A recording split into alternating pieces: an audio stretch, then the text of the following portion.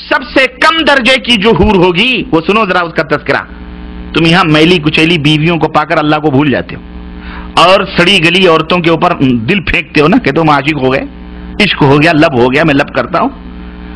سنو جو جنت میں تمہارے لیے اللہ عز و جل نے تیار کی ہوئی, اور تم رنڈیوں کھجڑوں خسروں طوائفوں کی تصویریں اور فلمیں دیکھ دیکھ کر اپنے وقت کو ضائع کرتے ہو اور اللہ عز و جل سے اعراض کرتے ہو. دیکھو تمہارے مالک نے تم مسلمانوں کے لیے کیا کیا چیزیں تیار کر رکھی, اور نبی نے یہ تمام سب چیزیں کھول کھول کے بیان فرمائیں تاکہ تم اس دنیا سے اپنا دل نہ لگاؤ, اس دنیا سے اتنا دل لگاؤ جتنا تمہاری ضرورت پوری ہو سکے. بس بقیہ تیاری کس کے لیے کرو؟ اس جنت کو حاصل کرنے. تو اللہ کے رسول صلی اللہ علیہ وسلم فرماتے ہیں کہ کم درجے کی حوریں جو ہوں گی ان کی آنکھیں غلافی ہوں گی, خوبصورت غلاف جیسی آنکھیں ان کی حور کی ہوگی, اور ہر بیوی, جو بھی بیوی وہاں تمہاری ہوگی حور, ہر بیوی پر 70 جوڑے کپڑے کے ہوں گے. کتنے جوڑے؟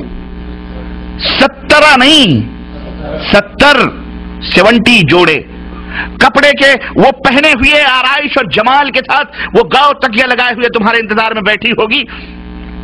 ان کپڑوں کی خاصیت کیا ہوگی اور اس کا جسم کیسا ہوگا؟ اللہ کے نبی فرماتے ہیں کہ ان کپڑوں میں سے ان حوروں کی پڈلیوں کا گودا تک تمہیں نظر آئے گا. اتنی حسین اور اتنی خوبصورت ہوں گی, اس کے گودے تک تمہیں نظر آئیں گے. اب آپ کہیں گے کپڑوں کے بیچ سے گودے کیسے نظر آئیں گے؟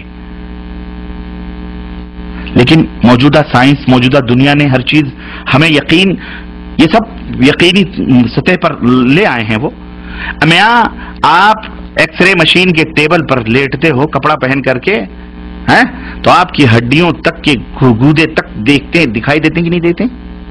جب انسان کی بنائی ہوئی یہ عقل اتنی ترقی کر سکتی ہے کہ تم 1000 پردوں میں بیٹھے ہوئے اس تمہارے پیٹ کی تمام سب چیزوں کو وہ ایکس رے مشین بتا دیتی ہے, تو وہ خالق کائنات جس نے اس انسان کو بنایا ہے اس کے دماغ کا اور اس کی خلقت کا, اس کی تخلیق کا کیا کہنا ہے؟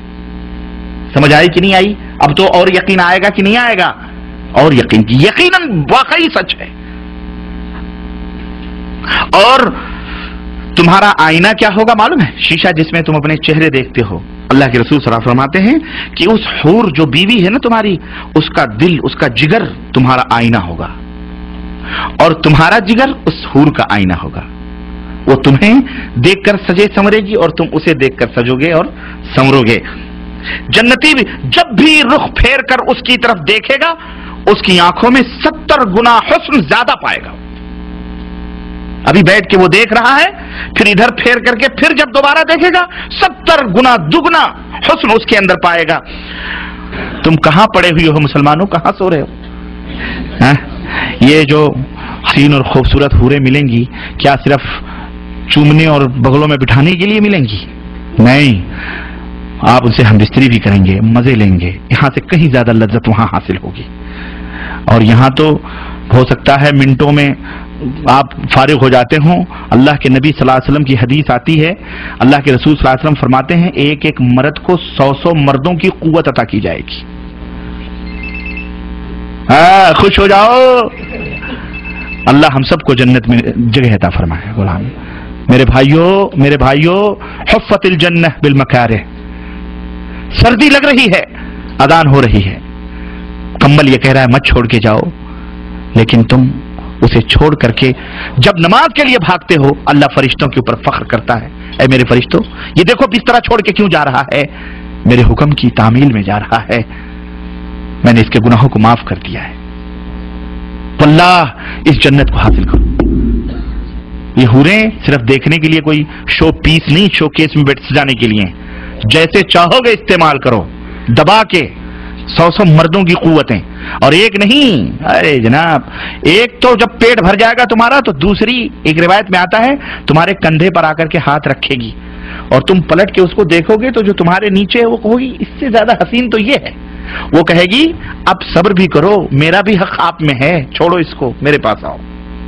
وہ لے کے جائے گی, وہاں مزے اڑاؤ گے تم. اللہ اکبر, یہ ہے جنت. ہاں, ان گندی میلی کچیلی عورتوں کے چکروں میں پڑ کر اس ایسی حوروں کو نہ ضائع کرو مسلمانوں. کوئی مذاق کی بات نہیں ہے. یہ ہمارے نبی جو دیکھ کے آئے ہیں ان کی بات ہے جو میں آپ کو بتلا رہا. اس کی تیاری کرو، اس کی تیاری کرو۔